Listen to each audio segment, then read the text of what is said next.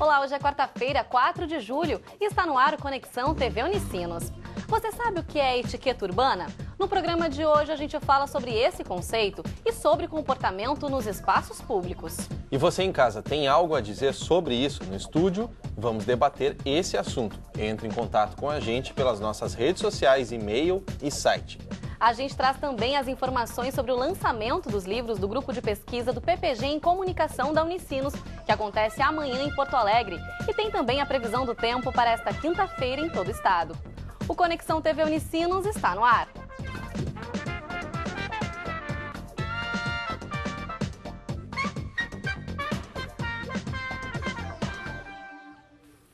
A maior parte dos brasileiros depende do transporte público para se deslocar. De acordo com dados do censo, mais da metade das pessoas que utilizam transporte público demora mais de 4 horas para ir e voltar do trabalho. Vanessa, mas a reclamação mais comum não é propriamente o tempo gasto em deslocamento, e sim a falta de educação dos outros usuários. É verdade, Chico. Quem nunca presenciou aí ou passou por alguma situação desagradável no ônibus ou no trem, não é mesmo? A nossa equipe foi conferir isso de perto. Acompanhem na reportagem. Final do dia de trabalho. Filas para entrar na condução já lotada ou, às vezes, nem fila tem. A vida de quem depende do transporte público nem sempre é fácil. Pegar um ônibus como esse, vazio, e poder escolher aonde quer sentar é praticamente impossível.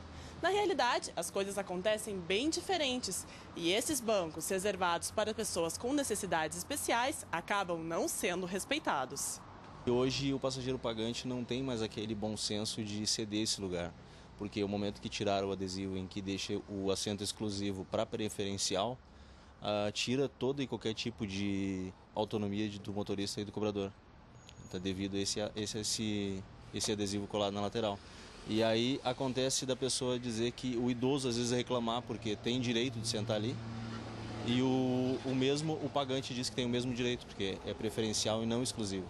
E ele se acha no direito de tirar esse espaço do idoso, do obeso, do gestante, ou deficiente, o que seja. E aí acaba isentando a gente de fazer qualquer tipo de cobrança. É necessário que os jovens compreendam e entendam que aquela pessoa de mais idade tem preferência. O nosso motorista, o nosso cobrador sempre orienta, quando possível, que a preferência dos assentos é para aquelas pessoas de maior idade. Os bancos não são exclusivos, são prioritários. Mas o bom senso diz que quando há alguém com algum tipo de dificuldade por perto, o usuário deve se levantar e ceder o lugar. Mas na prática, não é bem isso que acontece. Isso é quase que frequente, porque o pessoal não tem o hábito de levantar para dar lugar, principalmente os mais jovens. E pessoal de meia idade vê que tem um idoso que tem que levantar para dar lugar e não dá, e fica, como diz assim, fazendo que não vê a pessoa. Isso é muito comum, acho que é uma questão de cultura das pessoas, né? Pessoas que fingem que estão dormindo e acabam não dando lugar prioritário, não pedem licença, te empurram. Já várias vezes, no dia a dia a gente presencia essa falta de consideração, principalmente para as pessoas de mais idade, né? A gente vê isso aí no dia a dia. Diante das várias reclamações dos usuários, as empresas de transporte público criaram campanhas para melhorar a convivência. Ações simples, que quando não são feitas, geram incômodo desnecessário. Senhor usuário, seja solidário.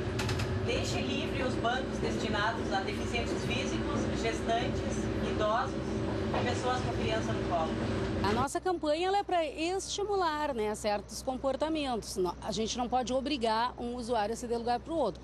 Porém, inclusive, colocamos adesivos gigantes perto dos bancos de idosos, que é para que as pessoas se flagrem que esses lugares têm o usuário certo, Eu já presenciei pessoas que entram no ônibus, tipo, rapazes, eles passam debaixo da roleta sem nem às vezes pedir permissão pro cobrador. O senhor teve que ficar de pé ou já foi empurrado por falta de educação dos mais novos?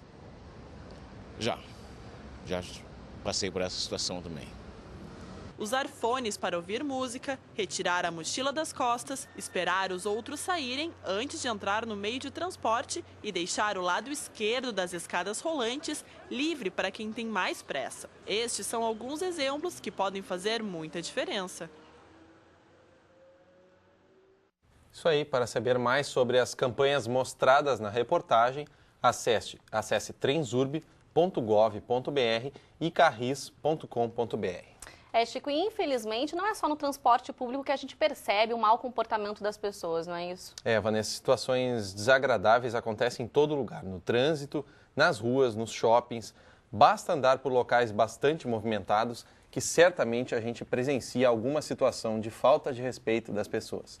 E uma dúvida que surge é o que motiva essas pessoas a agirem dessa forma e deixarem a gentileza de lado, né? É verdade, Chico. É para responder essa questão e conversar com a gente sobre esse assunto que nós recebemos aqui no estúdio Alfredo Culeton, coordenador do curso de Filosofia da Unicinos, e também Laércio Pius, professor de Antropologia aqui da Universidade. Olá, sejam bem-vindos. Boa tarde. Professor Alfredo, para a gente começar, o que pode caracterizar o comportamento, assim, muitas vezes agressivo das pessoas nos espaços públicos? Por que ele ia ser gentil? O que motiva alguém a ser gentil? Acho que ainda nós temos uma marca de que a cidade é um lugar hostil, que é um lugar violento, que é um lugar perigoso. E já entro dentro da cidade com essa postura. A gente tem um imaginário no Rio Grande do Sul de que o interior é o lugar bom, é o lugar do respeito, é o lugar onde que as pessoas se tratam bem, e a cidade é o lugar hostil. A civilidade vem do gosto por viver na cidade. Viver na cidade é muito bom, é gostoso, tem facilidades, por isso as pessoas não voltam depois para o interior. Uma vez que saiu do interior, não volta, né? Viver em sociedade é bom, a gente tem que valorizar que viver em sociedade é bom. Bom será viver no interior também, mas viver em sociedade é bom. E se é bom, é preciso algumas regras para que isso funcione melhor, né? Professor Laércio, por que a gente não pode ter aqui no nosso país o mesmo modelo que existe em países europeus, por exemplo, que a gente sabe que as pessoas respeitam muito mais algumas regras, como nós vimos na reportagem? Talvez nos países de primeiro mundo, uma certa tradição cultural que foi se construindo pela própria identidade que as pessoas tinham com o país, era mais evidente. Eu acredito que o Brasil, pela própria questão das diferenças, da diversidade, há um certo sentimento de cultura coletiva que ainda está em construção. Eu acredito que, agregando ao que o Alfredo falou, que a questão do urbano, mesmo que a cidade seja os sócios, o urbano ainda é um espaço da impessoalidade. As pessoas se encontrarem com os sócios vai depender, na verdade, de um espaço de socialização. O espaço de socialização ele se constrói, claro, na família, se constrói na escola. Essa questão da educação para a gentileza, ela passa pelo reconhecimento do outro, pelo encontro com o outro, por aquilo que se percebe no outro como um valor. Então, olhando a reportagem, me veio um pouco isso. Ou seja, por que eu vou ser gentil? Se eu não me sinto, na verdade, convivendo com a possibilidade do outro e eu construirmos alguma coisa bela, por que eu vou ser gentil com o outro? Então, se no espaço urbano a gente tem certa impessoalidade, vai depender desses lugares sociais, desses espaços sociais, a construção de um certo tipo de gentileza, uma gentileza que parte da própria ideia de convencimento da pessoa. Claro, essas campanhas são importantes, essas campanhas elas alertam, mas o grande elemento não está na campanha em si, que dá o alerta, que desperta, mas no convencimento das pessoas do valor da gentileza, daquilo que isso dá a elas do ponto de vista de um sentimento de valor humano, de si na relação com o outro, né? Então eu acredito. E acredito que o Brasil tem esse grande desafio. Como é que essa diversidade, como é que a gente, na diversidade com o outro, constrói uma tradição de vínculo da gentileza, exatamente por estar aprendendo com a diferença, com outros, com outras pessoas que nos espaços urbanos a gente encontra. O senhor acredita que a sociedade antigamente, por ter um ritmo menos acelerado, as pessoas eram mais gentis ou tinham mais espaço para a gentileza e para o convívio?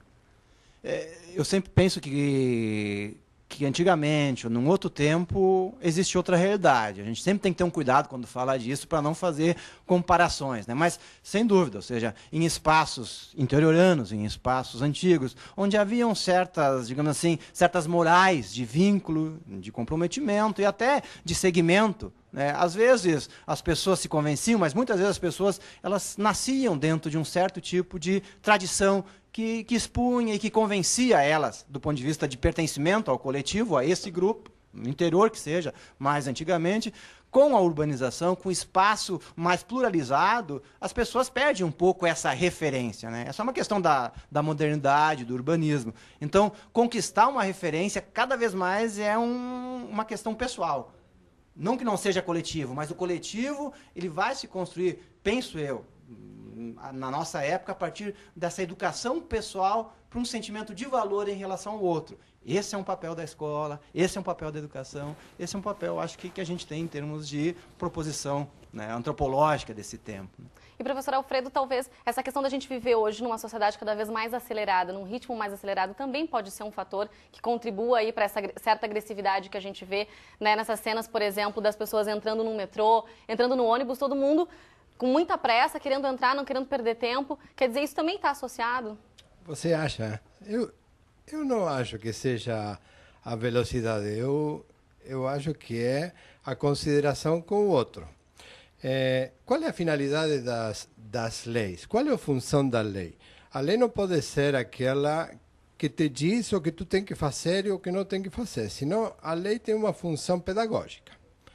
Ela orienta, né, coisas que tornam possível esse convívio, né? Caminhar pelo lado direito, não caminhar pelo lado esquerdo, na escada rolante, né? Uhum. A regra orienta, não é aquela que está para ser cumprida, sino que é aquela que orienta, mas orienta para uma finalidade que nós temos. E essa finalidade, se não está clara, que é de conviver, de estar juntos. A praça nas nossas cidades é o lugar, aparentemente, onde vão aqueles que não têm lugar. Não é o lugar onde as pessoas vão porque gostam.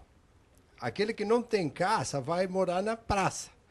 Mas não é um lugar onde, que gostoso, vou dar uma volta na praça. As pessoas não vão ligar a MTV, vão ligar um programa de tênis, né? Mas não vão para a praça. A praça não é um lugar gostoso.